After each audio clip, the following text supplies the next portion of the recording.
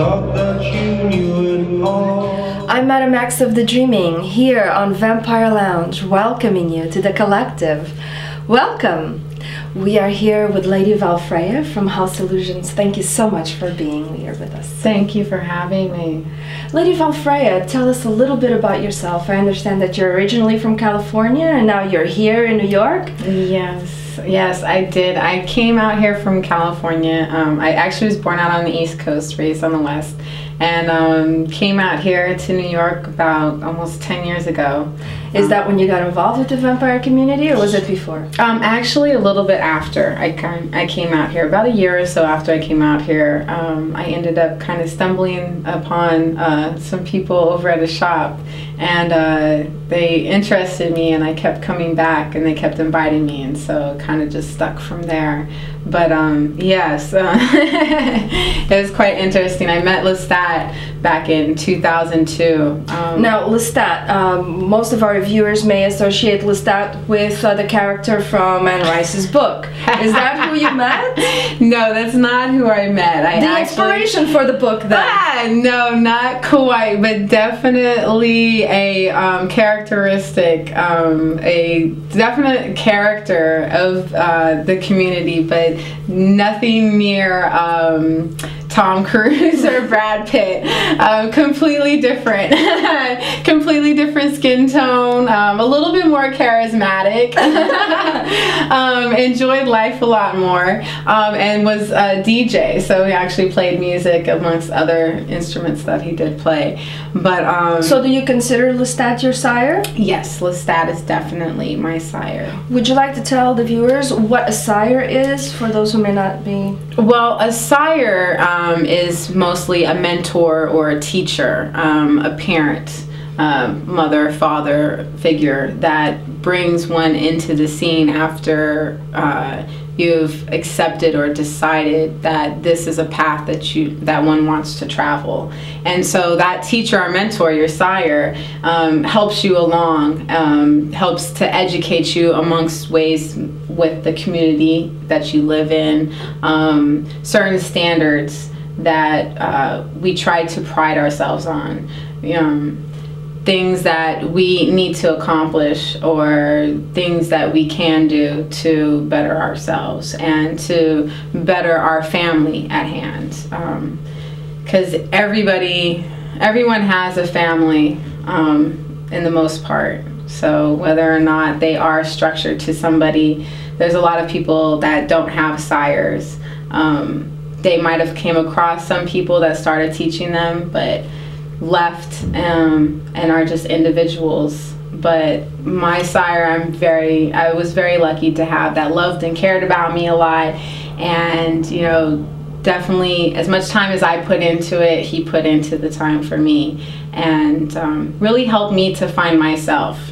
And do you define yourself as a vampire? What is, in your perspective, a vampire, if that's the case? Well, yes, I definitely look upon myself as a vampire. I'm not an immortal per se, because we all live in vessels that are going to wither and die. It's not, unless we come up with some wonderful medicine or a wonderful magic spell where we can go ahead and prolong our life.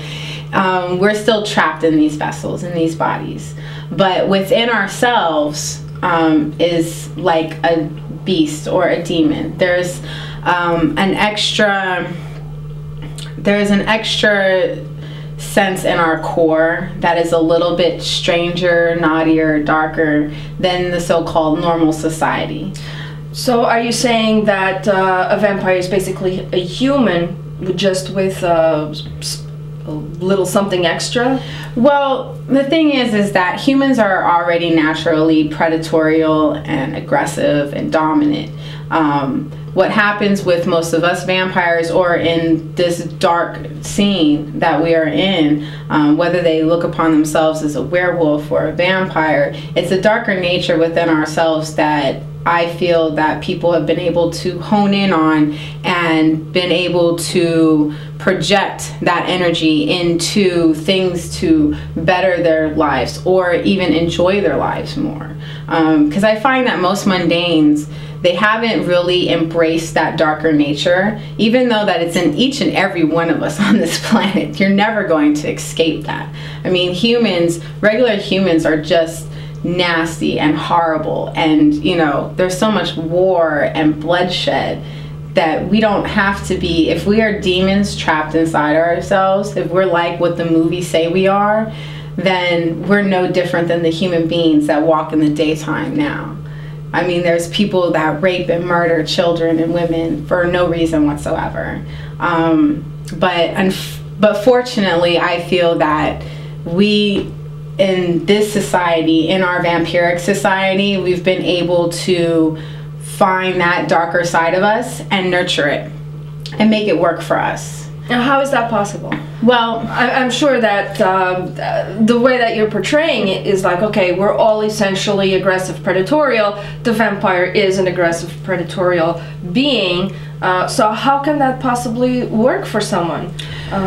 Well, when you can hone in that energy and not let it take control of you, then you have a grasp on it and you have a deeper control on it. Because some people, I mean, I'm not saying that all of us have a complete grasp on it, because we let that beast out in all of us, because that's also what we thrive on, is because we acknowledge that other beast in us. We acknowledge that predatory nature in us as vampires.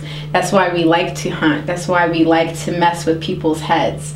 You know, if a human gives me the opportunity or time or space to mess with their head a little bit, then I take it. And I play with it. And I twist it. Why? Because they're letting me into their world, when it's like, I could go out somewhere, and if I decide to dress a certain way, even if I don't have my fangs in or have my fangs out and showing, as still that magnetism that we all have.